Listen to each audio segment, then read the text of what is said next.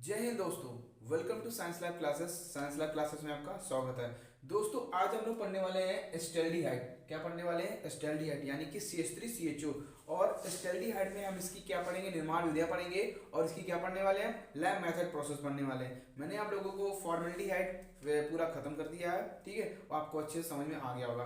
तो next topic मेरा क्या है? एस्टेल्डिहाइड। तो आज हम एस्टेल्डिहाइड की क्या पढ़ेंगे? निर्माण विधि। इसके बाद जो नेक्स्ट वीडियो आएगा उस पर क्या पढ़ेंगे हम? Chemical properties. तो अगर आप मेरे चैनल पे नए हो तो मेरे चैनल को लाइक एंड सब्सक्राइब कीजिएगा और उसे शेयर कीजिएगा।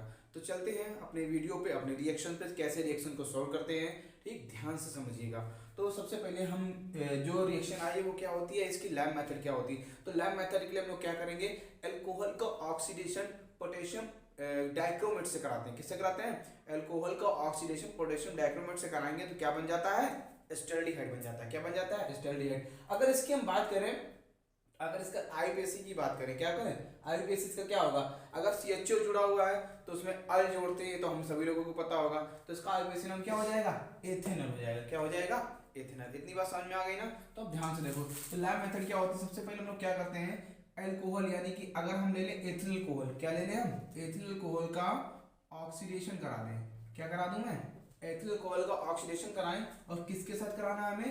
Potassium dichromate K2Cr2O7। और यहाँ पे हम H आयन लेंगे। ऐसा मैंने क्यों लिया? बहुत सारे बच्चों को ये पता नहीं होता है कि अगर बुक में जो रिएक्शंस लिखी होती हैं उसमें H आयन लिखा होता है K2Cr2O7 के पास में, तो उनको पता नहीं। इसका मतलब होता है कि वो जो रिएक्शन हो रही है ना, वो एसिडिक मीडियम में हो रही है। किसमें हो रही है?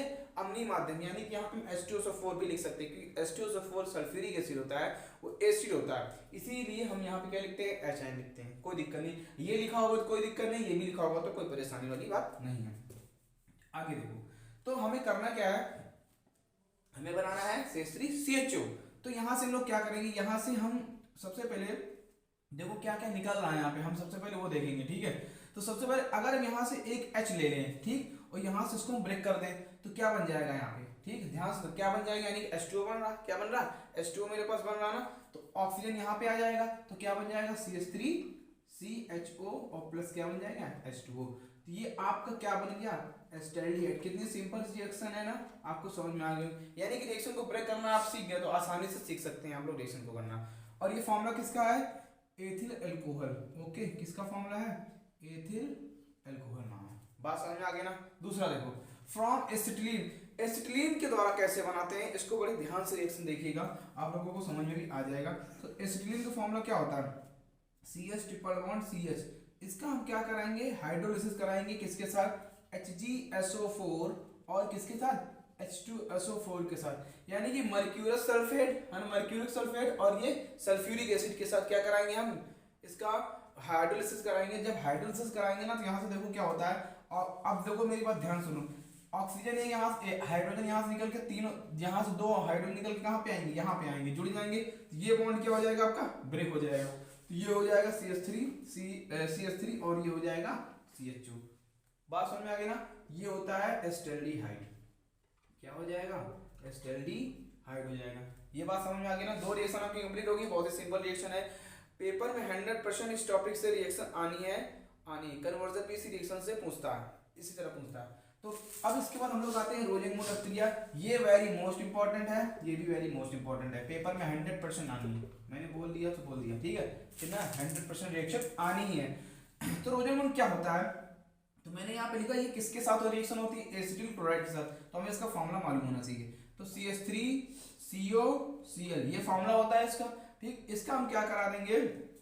इसका हमें क्या कराना है? अपचयन कराना। क्या कराना है? अपचयन। किसके साथ कराना है? मेन कैटलिस्ट जो यहाँ पे है वो क्या है? PD और PDBaSO4 बेरियम सल्फेट, ठीक है। और PD हमने क्यों लिया?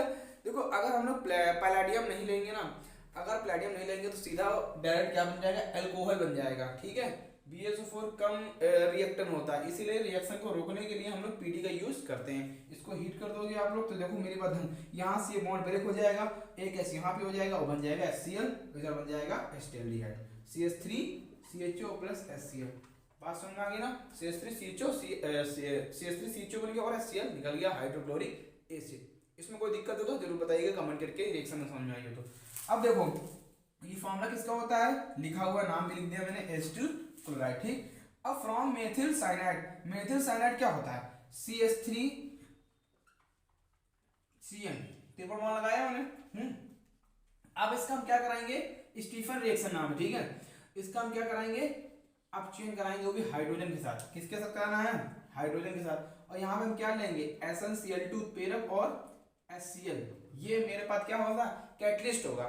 SnCl2 स्टेरस क्लोराइड और HCl हाइड्रोक्लोरिक एसिड, अभी कंसंट्रेट। इसको हीट करोगे तो मेरी बात ध्यान सुनो, जब इसे हीट करेंगे ना तो यहाँ से ये वाला बॉन्ड और ये वाला बॉन्ड, दोनों बॉन्ड ब्रेक हो। क्यों ब्रेक हो गए, इसका भी एक रीजन है।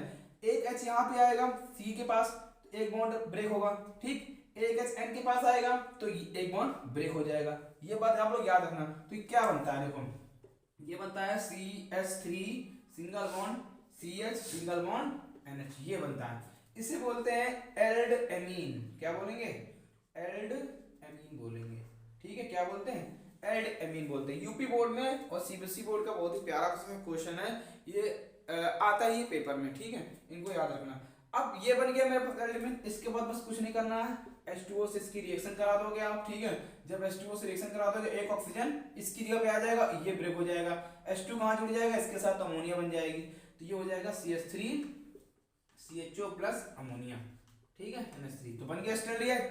तो समझ में आ गया ना, ये फॉर्मूला किसका लिखा है, मेथिल साइनाइड का, और ये किसका फॉर्मूला लिखा है, एसिटिलीन का। तो अगर आपको रिएक्शन समझ में आई हो तो अच्छे से इनको पढ़ लीजिएगा, बार बार रिवीजन करके देखिएगा। रिएक्शन याद करने का सबसे सरल तरीका यही है कि आप उनको बार बार लिख लिख कर प्रैक्टिस कीजिए और उनको फॉर्मूलों को याद करिए। फॉर्मूले याद हो जाएंगे तो बहुत अच्छे से आपको तैयार हो जाएगा। और इसके बाद फरवरी लास्ट तक पेपर भी शायद डेट आ जाएगी, ठीक है, फरवरी लास्ट तक पेपर भी शुरू हो जाएंगे आपके। तो तब तक आपकी रिएक्शन वाला सारा पोर्शन खत्म कर देंगे। उसके बाद फिर हम लोग किस में आएंगे, न्यूमेरिकल्स में आएंगे, ठीक। MS माथुर से सारे न्यूमेरिकल्स करा देंगे जो जो पूछा गया और सॉल्व पेपर से भी, ठीक। तो वीडियो आपको पसंद आया हो तो मेरे वीडियो को लाइक एंड सब्सक्राइब कीजिएगा और उसे शेयर भी कीजिएगा। तो आज के लिए जय हिंद, जय भारत।